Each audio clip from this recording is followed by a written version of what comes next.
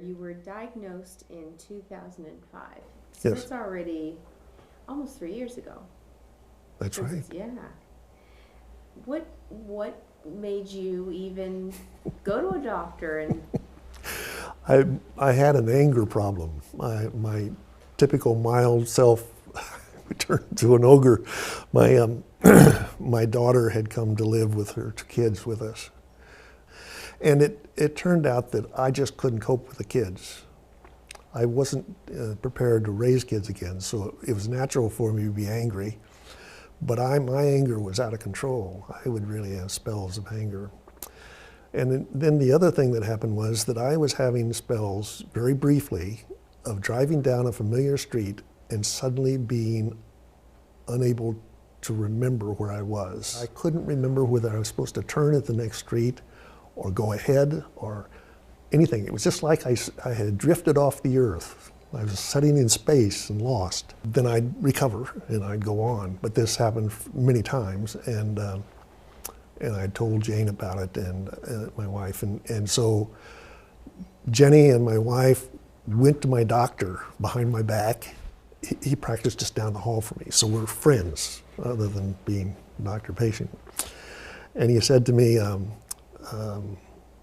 are you having any problems with your memory or anything? And I said, oh yeah, some. And you know, I said something to him about these little episodes, and he said, well, I think we ought to get an MRI.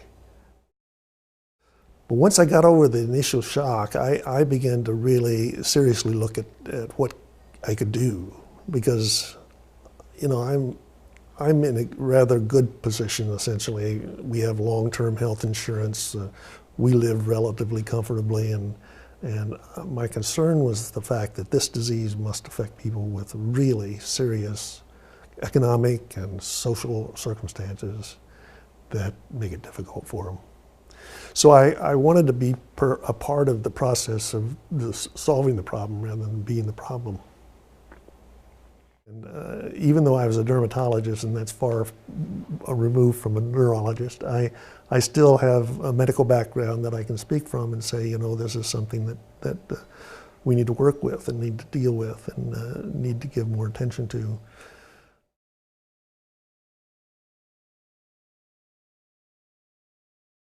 When I read a book, I don't follow the plot as well. I have to sometimes go back and reread things.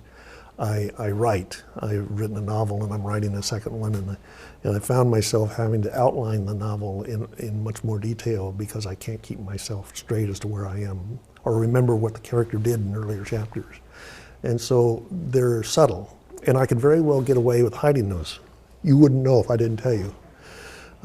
Most of it is things that just aren't real apparent at this point. do you think part of it is because you're smart and you can sort of hide probably things, those deficiencies, you can cover them up? Absolutely. That's why they haven't made the diagnosis yet. I still don't have a diagnosis of Alzheimer's, truly. I've gone to the university neurologist at UCSD to try to get into their studies, drug studies, and I don't fulfill the criteria because the psychological testing is not abnormal. I still compensate for my mistakes in techniques of memory. You know, these tests are involve various types of things, images and words and so forth that you're supposed to remember for so many minutes, and then you're supposed to repeat them, or pairs of words you're supposed to pair up.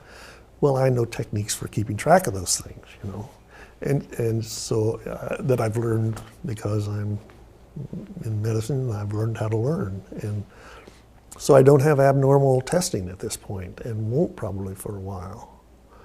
So the answer is yes, that's exactly right. If you start out at a higher level because of education and intelligence, you will not make the diagnosis as early. Cognitive reserve, That's isn't that right. what it's called? That's right. So you have a store of that, and that's why That's right. you're able to Yes. Right. function and live normally and not even be technically diagnosed. Yeah, but here's the downside of that. We're relying on just those kind of things to make the diagnosis, so that the truth is that by the time they make the diagnosis of Alzheimer's, and truly can make the diagnosis of Alzheimer's, is when a person has reached the stage 4, which means they can't work anymore, they can't drive a car, they couldn't find their way home, You could make the diagnosis. I mean, anybody can make the diagnosis because the person is incompetent. And that's the point at which they can truly make the diagnosis with the criteria for diagnosis at this point in time. And to me, that's just absurd, that we're in a scientific community that we are, and we don't have a technique for putting together a system for making the diagnosis earlier. I and all the 14 other people that are on this committee for the National Alzheimer's Association, and every other Alzheimer's patient I know that can speak for themselves, says the best thing in the world that ever happened to them was to get the diagnosis early, because they've been able to prepare their life for what's going to come in the future. They can get their financial situation under control. They can move to a smaller home, as we did, to manage for the future. They can psychologically get themselves situated and spiritually get themselves situated to handle the future. And to say that there's not some need for preparation for the future is absurd. Even if there isn't any medication that's going to change the course of events, you can still look at the course of events and face them realistically. Even the little old lady who may not have much life ahead of her anyhow, she still has to be given a chance because she's a human being.